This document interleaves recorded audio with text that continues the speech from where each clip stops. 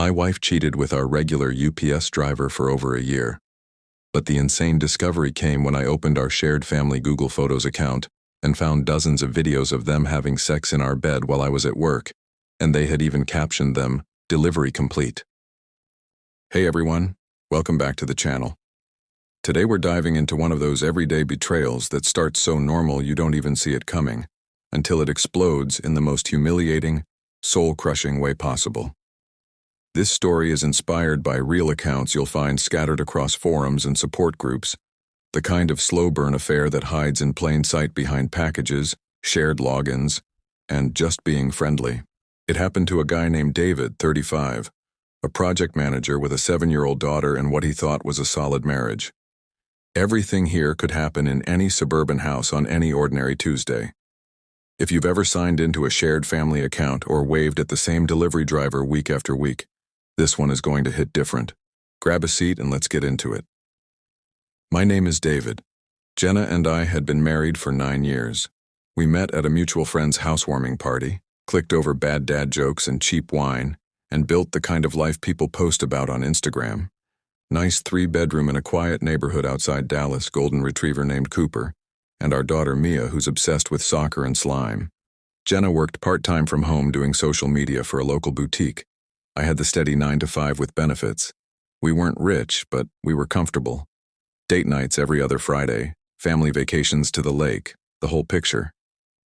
The UPS guy became part of the background noise. His name was Mike. Early 40s, tall, always in those brown shorts, friendly in that how's the family way.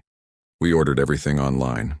Diapers when Mia was little, groceries during the pandemic, clothes, furniture, you name it. Mike came 3, sometimes 4 times a week. Jenna would chat with him at the door while I was on Zoom calls in the home office. She'd laugh at his jokes, tip him extra, even baked cookies once for the whole Root crew. I thought it was cute. He's basically family at this point, she'd say. Looking back, the little cracks were there if I'd paid attention. Packages arriving when I was at the office. Jenna suddenly needing quiet time to focus on content creation right after a delivery. Her phone lighting up with delivery notifications at 10 p.m. But I trusted her completely. Why wouldn't I? She was the one who planned Mia's birthday parties, remembered my mom's favorite flowers, and still kissed me goodnight, like we were newlyweds. It started feeling off around last March. Jenna seemed distracted, happier than usual, but in a jittery way. She lost weight, bought new lingerie for herself, and started locking the bathroom door when she showered. I chalked it up to stress from work and Mia's school schedule. Then the credit card bill showed a weird pattern. Hotel charges in a town 20 minutes away, always on Tuesdays and Thursdays when I had late meetings. Small at first, $89 here, $112 there. When I asked, Jenna said it was for a content creator conference and showed me a fake flyer she'd made on Canva. I let it go. The real bomb went off on a random Thursday night. Mia was at a sleepover. I was catching up on photos for the family album. We have one shared Google Photos library, the one every parent uses so grandparents can see the kids grow up. I opened it on my laptop to add some soccer pics. The recent tab loaded and my stomach dropped. There was a hidden album called Work Stuff that I'd never seen. Dozens of videos. The first one autoplayed before I could stop it. It was our bedroom. Our bed, Jenna and Mike, naked, laughing. The timestamp said 1:47 p.m. on a Tuesday, exactly when I was in the middle of a client presentation downtown. Mike was wearing his UPS shirt, half unbuttoned. Jenna had the camera propped on the nightstand, angled perfectly. She moaned his name while he called her my favorite stop on the route. At the end of the clip, she giggled and typed a caption right there in the video. Delivery complete. I sat there frozen while more thumbnails loaded. 43 videos over 14 months. Some in our bed, some on the couch, one in Mia's playroom while she was at kindergarten.